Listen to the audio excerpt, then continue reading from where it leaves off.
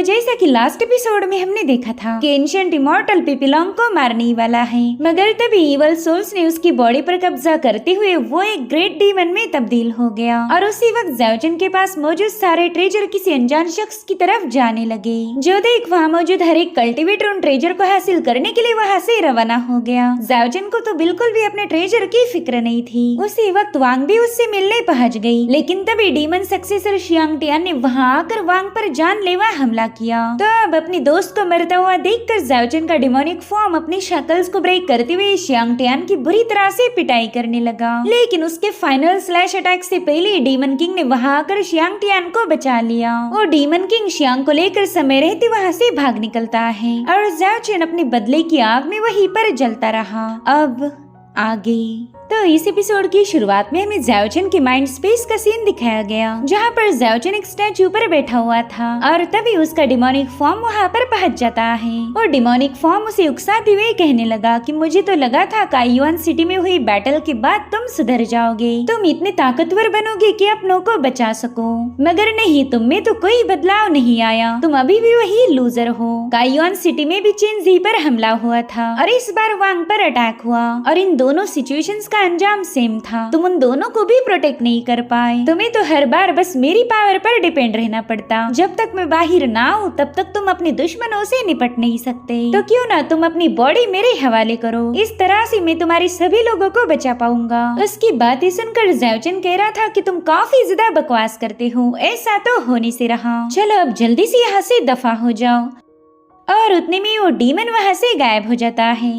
इतने दिनों तक ज़ाओजिन उसे अपने इशारों पर कंट्रोल कर सकता था, मगर आज वैसा नहीं होता क्योंकि वो डीमन दोबारा से वहाँ पर आ चुका था। वो जोर जोर से हंसते हुए ज़ाओजिन को बताने लगा कि शायद तुम एक बात भूल गए, तुम्हारे अंदर जो डीमन सील लगा हुआ था वो पूरी तरह से ब्रेक हो चुका है, तुम्हारे इमोशंस इतने ज्यादा ट्रिगर हो गए थे कि तुमने खुद होकर ही उन जंजीरों को ब्रेक कर दिया, यानी कि अब तुम मुझे काबू नहीं कर सकते और ना ही मैं यहाँ से वापस जाऊंगा। इधर बैटल ग्राउंड पर ज़ाओजिन की बॉडी से बहुत ही भयानक ईवल एनर्जी फ्लो हो रही थी, जो देखते साथ ही पिपीलोंग काफी ज्यादा पैनिक हो गया। वो समझ गया था कि ज़ाओजिन के माइंड स्पेस के अंदर डिमोनिक और डिवाइन इन दोनों की बैटल चल रही, तो वो ज़ाओजिन को होश मिलाते हुए कहने लगा कि मेरे भाई, तुम अपने डीमन को खुद पर हावी नहीं होने दे सकते, वो काफी ज्यादा भयानक है, अगर उस डीमन ने तुम्हारी बॉडी पर कब्जा कर लिया तो फिर सब कुछ बर्बाद हो जाएगा। यहाँ पर पिपीलोंग ज़ाओजिन को होश में लाने की पूरी कोशिश कर रहा था, लेकिन ज़ाओजिन बिल्कुल भी अपने माइंड स्पेस से बाहर नहीं आता, वो तो वहीं पर स्टक हो चुका था। उसका डिमोनिक फॉर्म जोर जोर से हंसते हुए उससे कह रहा था कि जल्दी से अपनी बॉडी मेरे हवाले कर दो, वैसे भी इसके अलावा तुम्हारे पास और कोई ऑप्शन नहीं, अब तो तुम मुझे चाहकर भी सप्रेस नहीं कर सकते क्योंकि मैं आजाद हो चुका हूँ, इसलिए जल्दी से हार मान लो। वही दूसरी तरफ पिपीलोंग को भी फील हो रहा था कि उसका दोस्त एक डीमन बनने के काफी ज्यादा करीब है, तो वो उसे उस डीमन की गिरफ्त से आजाद करने की पूरी कोशिश करने लगा। अगर ज़ाओजिन होश में आया तो डिमोनिक नेचर थोड़ी देर के लिए शांत हो जाएगा। यहाँ पर ज़ाओजिन को माइंड स्पेस में पिपीलोंग की आवाज सुनाई दे रही थी, वो पूरे दिल से चाहता था कि इस डीमन को सप्रेस करके वो माइंड स्पेस से बाहर आ जाए, लेकिन तभी उसके सामने वांग का चेहरा भी घूमने लगा, जिसके चलते उसके इमोशंस और भी ज्यादा ट्रिगर होने लगे और उतने में ही उस समंदर में गिरा हुआ स्टैचू अपने आप ऊपर आने लगता है। ऊपर से तो ये कोई डिवाइन स्टैचू नजर आ रहा था, लेकिन उसकी दूसरी साइड जो कि पानी के अंदर छुपी हुई थी वो एक डीमन है। अब जैसे उस स्टैचू ने राइज किया, वहाँ पर काफी स्ट्रॉन्ग डिमोनिक पावर फैलने लगी, साथ ही साथ वहाँ पर हम कई सारे डिमोनिक फेसेस को भी अपीयर होता हुआ देख पाते हैं। ऐसा लग रहा था कि ज़ाओजिन की माइंड स्पेस अब पूरी तरह से एक डीमन के कंट्रोल में है। वो डीमन ज़ाओजिन को पुकारते हुए कहने लगा कि जल्दी से अपनी बॉडी मेरे हवाले करो। यहाँ पर ज़ाओजिन ने देखा कि इस ईवल पावर ने तो उसकी पूरी माइंड स्पेस को ही करप्ट कर दिया, अगर ऐसा ही चलता रहा तो पूरी तरह से एक डीमन में बदल जाएगा। तो ज़ाओजिन अपनी डिवाइन पावर्स को एक्टिवेट करते हुए इस डीमन से कहने लगा कि अब बहुत हो गया, चलो जल्दी से यहाँ से दफा हो जाओ। अब देखते ही देखते उसकी माइंड स्पेस में बहुत ही खतरनाक डिवाइन पावर रिलीज होने लगी, जो कि उस डिमोनिक पावर को सप्रेस करने की कोशिश करती है। वही दूसरी तरफ पिपीलोंग देख रहा था कि ज़ाओजिन की बॉडी से बहुत ही स्ट्रॉन्ग डिमोनिक एनर्जी रिलीज हो रही, यानी कि ज़ाओजिन की डिवाइन पावर इस जंग में हार की कगार पर थी। अगर थोड़ी ही देर में उसने इस डिमोनिक पावर को कंट्रोल नहीं किया तो पूरी तरह से एक डीमन में तब्दील होगा। अब देखते ही देखते वो पावर्स और भी ज्यादा बढ़ने लगी। इनफैक्ट उसकी भयानक ऑरा से ही पिपीलोंग भी पीछे की तरफ पुश हो गया। उसे समझ नहीं आ रहा था कि वो अपने दोस्त की मदद कैसे करे, और तभी उसने उसने नोटिस किया कि ये डिमोनिक पावर वांग की वजह से ही एक्टिवेट हुई है। साथ ही वांग की ऐसी हालत देखकर ही वो डिमोनिक पावर उस पर हावी हो गई थी। अब यहाँ पर वो डिमोनिक और बड़ी ही तेजी के साथ वांग की तरफ आगे बढ़ रही थी और उतने में पीपी लॉन्ग ने उसे बताया ज़ाओ जिन वांग अभी भी जिंदा है। अब ये सुनते साथ ही वो डिमोनिक पावर वहीं पर रुक जाती है। पीपी लॉन्ग कह रहा था कि मेरे पास एक ऐसी मेथड है जिसका यूज करके हम वांग को बचा सकते हैं, इसलिए प्लीज तुम शांत हो जाओ। वेल यहाँ पर पीपी लॉन्ग की बातें सुनते साथ ही ज़ाओ जिन की डिमोनिक पावर दोबारा से उसकी बॉडी में वापस चली गई। साथ ही साथ वो अपने नॉर्मल फॉर्म में आ चुका था। अब यहाँ पर जैसे ज़ाओ जिन नॉर्मल हुआ, पीपी लॉन्ग तुरंत ही अपने दोस्त के पास चला जाता है। ज़ाओ जिन उससे पूछ रहा था कि बताओ कौन सा तरीका है जिसका इस्तेमाल करके हम वांग को बचा सकते। तुमने कहा था कि तुम उसे सेव कर सकते हो। जिसके बाद वो काफी ज्यादा इमोशनल होकर वांग के पास चला गया। यहाँ पर उसे पता चलता है कि वांग की मौत नहीं हुई बल्कि उसकी सांसें अभी भी चल रही थी। और उतने में ही पीपी लॉन्ग ने उस एंजल के हार्ट का आधा टुकड़ा ज़ाओ जिन के हवाले कर दिया। वो ज़ाओ जिन को बता रहा था कि ये हार्ट एक पावरफुल हीलिंग ट्रेजर है। अगर वांग की सांसें चल रही है तो हम इस हार्ट का इस्तेमाल करते हुए उसे बचा सकते। लेकिन इस एंजल के दिल की हीलिंग पावर को एक्टिवेट करने के लिए हमें तुम्हारी डिवाइन ब्लड की जरूरत पड़ेगी। अगर तुम इसमें अपना ब्लड शामिल करो तो ये अपनी हीलिंग पावर्स को रिलीज करेगा, जिससे वांग की इंजरीज पूरी तरह से ठीक हो सकती है।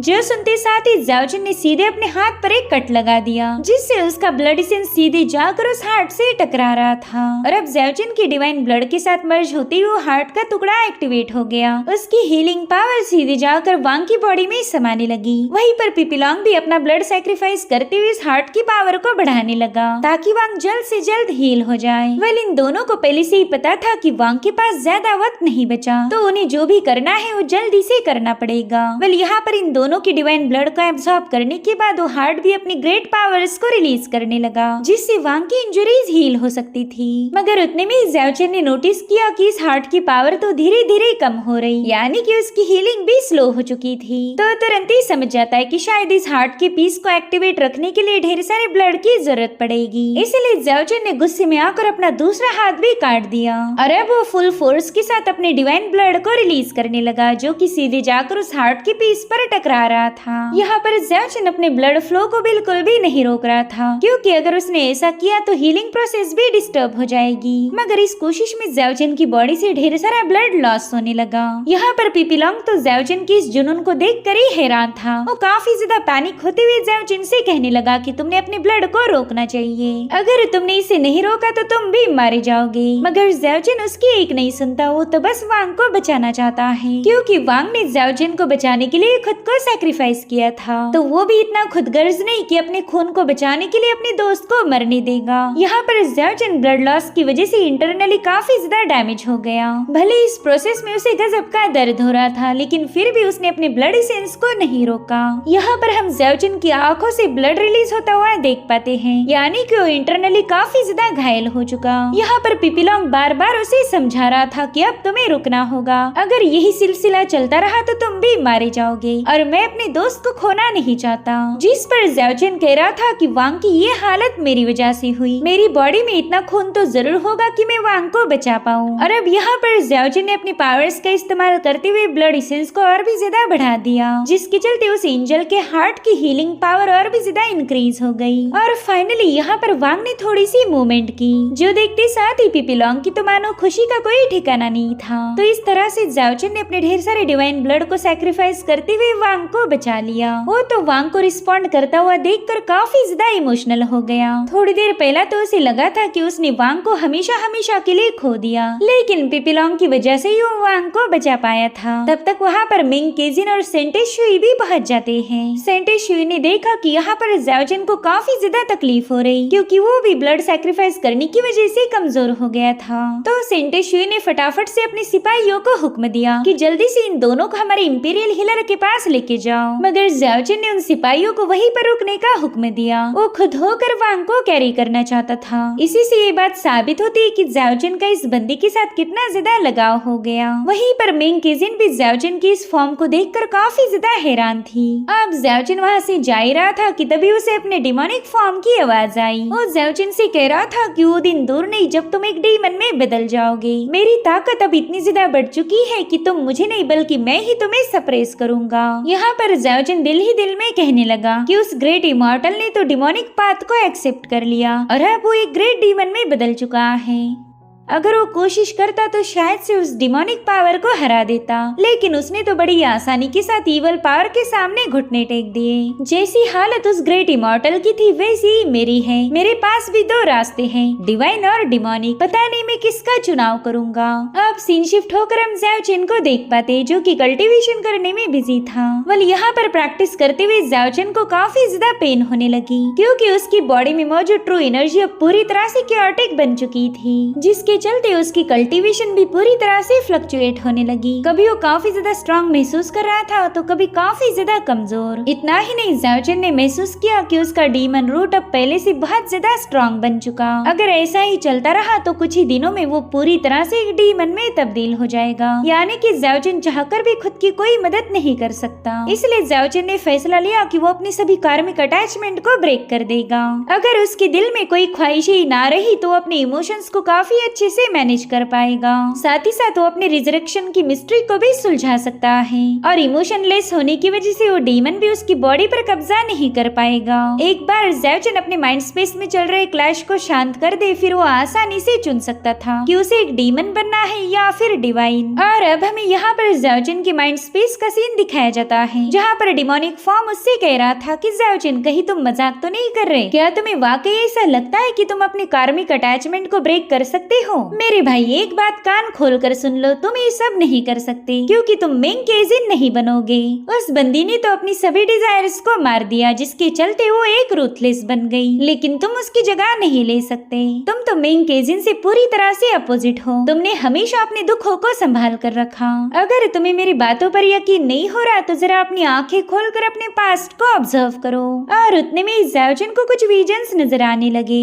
उसने देखा कि उसके आसपास कई सारे स्क्रोल्स हैं जिस पर ज़्याओजिन की सभी पुरानी यादों को ड्रॉ किया गया था। और उतने में ज़्याओजिन की नजर एक स्क्रोल पर गई जिस पर दो वॉरियर्स फाइट कर रहे थे। तो ज़्याओजिन ने तुरंत ही उस स्क्रोल को टच किया और उसके ऐसा करते साथ ही वो टाइम ट्रैवल करते हुए सीधे एक लोकेशन पर पहुंच गया जहाँ पर उसके सामने एक बंदी थी। उसका फेस देखकर ज़्याओजिन के तो मानो होश उड़ गए क्योंकि ये कोई और नहीं बल्कि जुआन तियानताई थी। वो ज़्याओजिन की तरफ देखकर बड़ी ही प्यारी सी स्माइल कर रही थी और उसी वक्त ज़्याओजिन की इमोशन ट्रिगर हो गए। उसका हाथ एक ही सेकंड के अंदर एक डिमोनिक हैंड में तब्दील हो गया। जो देखते साथ ही वो डिमोनिक फॉर्म उसका मजाक उड़ाते हुए कहने लगा कि देखो ये है तुम्हारी अटैचमेंट, तुम इस बंदी से बेइंतहा नफरत करते हो, इतनी नफरत कि 10,000 साल भी उस ग्रज को भुला नहीं पाए। यहाँ पर वो डिमोनिक फॉर्म उससे कह रहा था कि इस बंदी की यादें हमेशा तुम्हें नुकसान पहुँचाती आई। तुम्हारे दिल को डिमोनिक बनाने में इसी का बड़ा हाथ था। मैं जानता हूँ 10,000 साल पहले तुम्हारी जिंदगी जहन्नुम में तब्दील हो गई और तुम्हारी बर्बादी की शुरुआत इसी बंदी की वजह से हुई। उतने में ज़्याओजिन का पास्ट फॉर्म उसकी बॉडी को पियर्स करते हुए बाहर आ गया। ज़्याओजिन का ये फॉर्म सीधे जुआन तियानताई के पास पहुंच चुका था। वहीं पर ज़्याओजिन का डिमोनिक फॉर्म उसे बताने लगा कि तुम एक ऐसे जीनियस थे जो हजारों सालों में बस एक बार ही पैदा होता। तुमने बस 16 साल की एज में ही तीसरी रैंकिंग को अचीव कर लिया जो कि नेक्स्ट टू इम्पॉसिबल था, मगर जुआन तियानताई के हाथ को टच करना तुम्हें काफी ज्यादा महंगा पड़ गया। उसी दिन से तुम्हारी ग्लोरी एक डार्कनेस में बदलती गई। तुमने तो लूजर से लूजर बंदे के हाथों भी मार खाई। सभी लोग तुम्हें ताने मारने लगे कि तुम एक लेजेंडरी जीनियस होने के बावजूद भी उन्हें हरा नहीं सकते, क्योंकि कुछ ही दिनों में तुम तीसरी रैंकिंग से सीधा सेकंड रैंकिंग पर पहुंच चुके थे। तुम्हारी कल्टीवेशन ड्रास्टिकली डिक्रीज होने लगी और तुम्हारा उस पर कोई कंट्रोल नहीं रहा। धीरे धीरे करते हुए तुम सबकी नजरों में एक तमाशा बन गए। लोग तुम्हें ताने मारते थे कि जुआन तियानताई ने तुम पर रहम दिखाकर तुम्हारे साथ फाइट की, वरना तो तुम्हारी जैसे लूजर के साथ फाइट करना भी उनके शान के खिलाफ है। और फिर एक दिन ऐसा भी आया जब ज़्याओजिन की पावर पूरी तरह से वैनिश हो गई। यहाँ पर वो रोते हुए कहने लगा कि मैंने दिन रात एक करके कल्टीवेट किया था, अपनी जिंदगी का एक पल भी जाया नहीं किया। इतने सारे एफर्ट्स करने के बाद ही मैं तीसरी रैंकिंग पर पहुंच पाया था, लेकिन आज मुझसे मेरा कल्टीवेशन छीन चुका है। यहाँ पर ज़ाओजिन फ्रस्ट्रेट होकर जोर जोर से रोने लगा। वो हेवन से पूछ रहा था कि बताओ तुमने मेरे साथ ऐसा क्यों किया। उसके फैमिली के सर्वेंट पहला उसे जो इज्जत देते थे वो अब उसे यूजलेस समझने लगे। वो कहते हैं कि अब तो यंग मास्टर फर्स्ट रैंकिंग पर पहुंच चुका है, इनकी वजह से हमारे मास्टर चेन जैन की इज्जत मिट्टी में मिल जाएगी। अब ज़ाओजिन की ऐसी हालत देखकर वो डिमोनिक फॉर्म कहने लगा कि पहला तुम काफी ज्यादा पावरफुल थे और फिर किस्मत ने तुम्हारे साथ ऐसा खेल खेला कि तुम कमजोर पड़ गए। तुम्हारी भलाई तो इसी में थी कि तुम अपनी किस्मत को एक्सेप्ट कर लो, लेकिन तुमने ऐसा नहीं किया। वहीं पर ज़ाओजिन का पास्ट फॉर्म कहने लगा कि मैं इस नियति को कबूल नहीं करूंगा। अगर हेवन की यही इच्छा है तो मैं हेवन की विल को डिफाई करूंगा। यहाँ पर हम ज़ाओजिन के फादर चेन जैन को भी देख पाते हैं, जो कि अपने बच्चे की ऐसी हालत देखकर काफी ज्यादा परेशान थे। उन्हें कुछ भी समझ नहीं आ रहा था कि वो अपने बेटे की मदद कैसे करे। तो फाइनली ज़ाओजिन एक लंबे सफर पर निकल पड़ा। वो कह रहा था कि इस दुनिया में ऐसा कोई तो हेवनली ट्रेजर या फिर एलिक्सर होगा जिसका इस्तेमाल करके मैं अपनी नियति को हरा पाऊंगा। और इसी सफर में उसकी मुलाकात हुई यूजिन से। यहाँ पर वो डिमोनिक फॉर्म कह रहा था कि अगर तुम चाहते तो यूजिन से दूर रह सकते थे, लेकिन तुमने ऐसा नहीं किया। उस वक्त तुम इतने ज्यादा तकलीफ में थे कि तुम्हें यूजिन के अंदर एक उम्मीद की किरण नजर आई। तुम्हें लगा कि यूजिन तुम्हें जहन्नुम से बाहर निकाल सकती है, और हुआ भी बिल्कुल वैसे ही। यूजिन ने तुम्हें दिलो जान से प्यार किया, उसने तुम्हें सम्मान भी दिया और साथ ही साथ मोहब्बत भी। मगर तुमसे सबसे बड़ी गलती ये हो गई कि तुम उसे अपने साथ यांदांग माउंटेन लेके आए। तुमने कसम खाई थी कि तुम हमेशा उसे प्रोटेक्ट करोगे, लेकिन आखिर में क्या हुआ, तुम्हारी वजह से वो मारी गई। यूजिन इसलिए मारी गई क्योंकि उस वक्त तुम्हारे पास कोई पावर नहीं थी। भले तुम्हारे फादर ने तुम्हें कुछ पावर्स देकर तुमने उसका इस्तेमाल करते हुए डोंगफेंग शाओटियान को बुरी तरह से घायल कर दिया। तुम्हें लगा था कि डोंगफेंग शाओटियान को मारने के बाद तुम यूजिन की मौत का बदला ले पाओगे।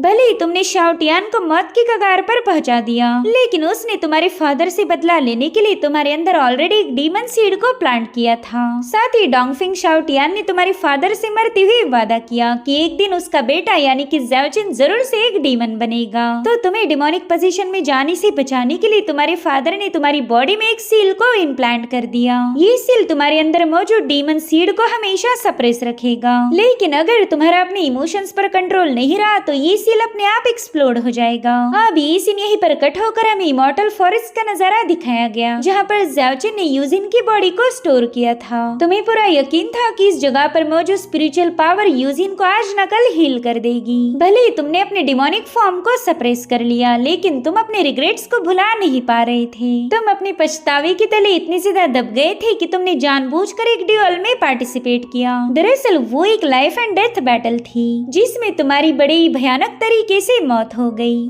तुमने खुद की जिंदगी को खत्म कर दिया, ये सोचकर कि अब तुम्हें किसी बात का पछतावा नहीं रहेगा। और ऐसे ही 10,000 साल बीत गए, धूल धूल में मिल चुकी थी, सब कुछ बदलने लगा। एक नए दौर की शुरुआत हो गई। ईस्टर्न और वेस्टर्न ये दोनों कॉन्टिनेंट मर्ज हो चुके थे। जहाँ पर तुमने यूजिन की बॉडी को रखा, वहीं पर वो स्टक हो गई। तुम जिन भी लोगों को जानते थे वो बिना किसी ट्रेस के गायब हो गए। तुम्हारे दोस्त दुश्मन सब खत्म हो गए, लेकिन तुम अभी भी जिंदा थे। 10,000 सालों बाद तुम उस ग्रेव को तोड़कर बाहर आ गए। तुम एक बड़ी अजीब सी इरा में रिजरेक्ट हो गए। जब तुम्हें ये बात पता चली कि सभी एंशिएंट डीमंस और गॉड मर चुके हैं, तब तुम्हें काफी ज्यादा तकलीफ होने लगी। तुम्हें जिंदगी से सबसे ज्यादा नफरत थी और वही तुम्हारे पास वापस आ गई। यहाँ पर रिजरेक्ट हुए ज़ाओजिन को समझ नहीं आ रहा था कि वो जाए तो कहाँ जाए। इतनी बड़ी दुनिया में ऐसी कोई जगह नहीं थी जिसे वो अपना घर कह सके। उतने में ही वो डिमोनिक फॉर्म उससे कहने लगा कि तुम 10,000 साल बाद रिजरेक्ट हुए थे, तुम्हारा इस दुनिया से कोई कनेक्शन नहीं होना चाहिए था। फिर तुम यहाँ पर आसानी के साथ अकेले रह सकते थे, बिना कोई अटैचमेंट फॉर्म करे। इस तरह से तुम्हें कोई तकलीफ नहीं होती और ना ही तुम्हारे इमोशन ट्रिगर होते। मगर कितने अफसोस की बात है कि तुमने दोबारा से वही गलती दोहराई। लोगों के साथ दोस्ती की, उनके साथ इमोशनली अटैच हो गए। तुमने चिंजी को प्रोटेक्ट करने का वादा किया, डोंगडोंग से भी वादा किया कि तुम उसे बचा लोगे। तुम्हें जुआनतियान से नफरत है, मगर उसकी डिसेंडेंट के साथ भी तुमने दोस्ती की। और अब वांग के घायल घायल होने की वजह तुम खुद को मान रहे हो। इसी वजह से तुम्हारे जैसा कमजोर बंदा कभी एक डिवाइन गॉड नहीं बन सकता। तुम अपने इमोशंस और डिजायर में इस तरह से ट्रैप हो कि कभी भी डिवाइन को कल्टीवेट नहीं कर पाओगे। मगर ज़ाओजिन ने उसकी बात मानने से इनकार कर दिया। वो कह रहा था कि मैं 10,000 साल ट्रैवल करके यहाँ पर पहुँच पाया हूँ। मैंने अपनी जिंदगी में इतनी सारी चीजें एक्सपीरियंस की कि डीमन क्या है और डिवाइन क्या है ये मैं अच्छे से समझ सकता हूँ। अगर तुम हेवन में रहो तो कभी भी मॉर्टल वर्ल्ड की सफरिंग को देख नहीं पाओगे। यहाँ पर हजारों लोग जिंदगी भर स्ट्रगल करते हैं मगर फिर भी कभी राइज नहीं हो पाते। स्ट्रॉन्ग लोग कल्टीवेशन मेथड्स को अपनी प्रॉपर्टी समझकर उसे ऑर्डिनरी लोगों के हाथ कभी भी नहीं लगने देते और फिर वो खुद को स्ट्रॉन्ग बनाकर उन्हीं लोगों का मजाक उड़ाते हैं कि उन्होंने कभी ग्रेटनेस को हासिल नहीं किया। जबकि सच्चाई तो ये है कि उन्हें मौका ही नहीं दिया गया कि वो खुद को बेहतर बना पाए। रईस लोग हर एक ट्रेजर पर कब्जा कर गरीबों का मजाक उड़ाते हैं, यानी कि इस दुनिया में कुछ भी समान नहीं, यहाँ पर बस एक इनजस्टिस है। रईस हमेशा रईस बनते हैं और गरीब और भी ज्यादा गरीब बनते। एक बार मुझे मेरे फादर ने बताया था कि जो लोग बस एक छोटी सी गलती पर ही पूरे के पूरे परिवार को मार सकते हैं, वही पावरफुल लोग कमजोरों को बुली करते रहेंगे। और अगर उन कमजोर लोगों में से कोई एक जिंदा बच गया तो वो जवान होकर स्ट्रॉन्ग बनेगा, उसमें ऑटोमेटिकली एरोगेंस आ जाएगा और फिर वो काफी ज्यादा ब्रूटल बनेगा। जबकि उसका रियल नेचर बिल्कुल भी वैसा नहीं, उसे तो बस ऐसा बनने पर इस समाज ने ही मजबूर किया था। अगर सच बताओ तो इस सारी परिस्थितियों की वजह पावर नहीं है बल्कि हमारा दिल है। हमारा दिल ही हमें स्ट्रॉन्ग या फिर कमजोर बना सकता। जिन्होंने अपनी लाइफ में सिर्फ खोया है उन्हें अल्टीमेटली खोने का दर्द महसूस नहीं होगा, वो सिर्फ आगे बढ़ते जाएंगे। उन्होंने इतनी सफरिंग को झेला है कि अब दर्द भी उन्हें दर्द नहीं पहुंचा सकता। और ऐसे ही लोग अपनी एक नई पाथ को काव करते हैं। शायद यही मेरी भी पाथ है। मैं ना ही डिमोनिक पाथ चुनूंगा और ना ही डिवाइन को। मैं अपना एक नया रास्ता खुद बनाऊंगा। यहाँ पर ज़ाओजिन के इस फैसले की वजह से उसके माइंड स्पेस में आग लग गई। उसका डिमोनिक फॉर्म उसे बता रहा था कि ज़ाओजिन बस मैं ही तुम्हारी आखिरी उम्मीद हूँ। तो यहाँ पर ज़ाओजिन उसका शुक्रिया अदा करते हुए कहने लगा कि तुम्हारी वजह से मैं अपने हार्ट को क्लियरली देख पाया और फाइनली मेरे फादर की बातों को मैं समझ पाया हूँ। उन्होंने हमारी जिंदगी की 8 सफरिंग्स के बारे में बताया था। तुम्हारी उन लोगों से मुलाकात होती रहेगी जिनसे तुम नफरत करते हो। तुम्हें उन लोगों से बिछड़ना पड़ेगा जिनसे तुम्हें लगाव है। तुम्हें हमेशा वो सब हासिल नहीं होगा जिसकी तुम्हें चाह थी। अगर सच बताओ तो मैंने हेवंस की नाइंसाफी और इंसानी दिलों की नफरत को टेस्ट किया है। मैंने फैमिली का लगाव, दोस्ती और नफरत इन सबको करीब से विटनेस किया। हजारों तूफानों को क्रॉस करने के बाद अगर मैं खुद को देखता हूँ तो मुझे समझ आता है कि मैं तो अभी भी वही हूँ। मुझ में कोई बदलाव नहीं आया। कोई भी एक्सटर्नल फोर्स मुझ पर कंट्रोल साबित नहीं कर पाई, चाहे वो गॉड हो या फिर डीमन। उन्होंने मुझ पर कंट्रोल हासिल नहीं किया। तो इससे बस एक ही बात साबित होती कि ये दुनिया डीमंस या फिर गॉड्स के कब्जे में नहीं है बल्कि हमारे खुद के हाथों में है। जो सुनते साथ ही उसका डिमोनिक फॉर्म उस पर काफी ज्यादा भड़क गया। वो कह रहा था कि इस बात पर तो ईस्टर्न गार्डियन यानी कि वो इमॉर्टल भी नहीं चल पाया, वो भी अब एक ग्रेट डीमन बन चुका है। मगर ज़ाओजिन ने उसे पूरी तरह से नजरअंदाज कर दिया। वो एक दरवाजे की तरफ आगे बढ़ते हुए कहने लगा कि चाहे पाथ डिमोनिक हो या फिर डिवाइन हो, इन सब की मंजिल बस एक ही है। और फिर उसने अपनी पूरी ताकत का इस्तेमाल करते हुए उस दरवाजे को ओपन करना शुरू कर दिया। यहाँ पर ज़ाओजिन कह रहा था कि डिमोनिक हो या फिर डिवाइन हो, ये दोनों भी पावर्स मेरे ही हिस्से हैं। और उसमें से वो दरवाजा ओपन होकर उसमें से एक बहुत ही भयानक पावर रिलीज होने लगी। ज़ाओजिन तो उस पावर की वजह से काफी बुरी तरह से तड़प रहा था। उसकी चीखें और उसकी बॉडी से रिलीज होने वाली ऑरा को सेंटेस और केजिन ने भी देख लिया। यहाँ पर प्रिंसेस यून भी कंफ्यूज थी कि आखिर किसकी बॉडी से रिलीज होने वाली पावर है। और अब उसी स्पिरिचुअल पावर में हम ज़ाओजिन को देख पाते हैं। वेल यहाँ पर ज़ाओजिन ने ब्रेक थ्रू करते हुए वो चौथी रैंकिंग पर पहुंच चुका था। अब ये सीन यहीं पर कट होकर हम डीमन प्रिंस यांग टियान को देख पाते हैं, जो कि अपनी जलीलियत को भुलाने के लिए ढेर सारी शराब पी रहा था। यहाँ पर ज़ाओजिन ने इसे इतनी बुरी तरह से कूटा था कि इसका एक दांत भी गायब हो चुका। वो बस अब ज़ाओजिन को खत्म करना चाहता है, चाहे फिर इसके लिए उसे किसी भी हद तक क्यों न जाना पड़ जाए। अब ये सीन यहीं पर कट होकर हम एक कल्टीवेटर को देख पाते हैं। उसने बस एक छोटी सी गलती की वजह से एक बंदे को ब्रूटली खत्म कर दिया। वही दूसरी तरफ एक मॉन्क ने भी बड़ी ब्रूटल तरीके से कई सारे लोगों को मार दिया था। सो बेसिकली यहाँ पर हमें कुछ नए किरदारों के साथ इंट्रोड्यूस किया गया, जो कि सबके सब काफी ज्यादा ब्रूटल थे। वेल यहाँ पर हमें एक प्लेजर हाउस का नजारा भी दिखाया गया, जहाँ पर एक लड़की पहुंच चुकी थी। उसे वहाँ देखते ही वहाँ मौजूद हर एक बंदा मानो उसकी खूबसूरती में खोसा गया था। साथ ही साथ वहाँ पर एक और बंदा मौजूद था। उस लड़की से कहता है कि इतने सारे लोग यहाँ पर मौजूद हैं और फिर भी तुमने चार्म मैजिक का यूज किया। ऐसा करो करोगी तो ये लोग तुम्हें हासिल करने के लिए एक दूसरे को खत्म कर देंगे। वेल, इस बंदे का नाम था नानगोंग, जिसे मास्टर यिन के नाम से भी जाना जाता है। और ये लड़की कौन है इसके बारे में हमें फिलहाल तो कोई जानकारी नहीं दी गई। इनफैक्ट इन सभी कैरेक्टर्स के बारे में हमें अगले एपिसोड में पता चलेगा। Thank you so much for watching. Bye bye, take care.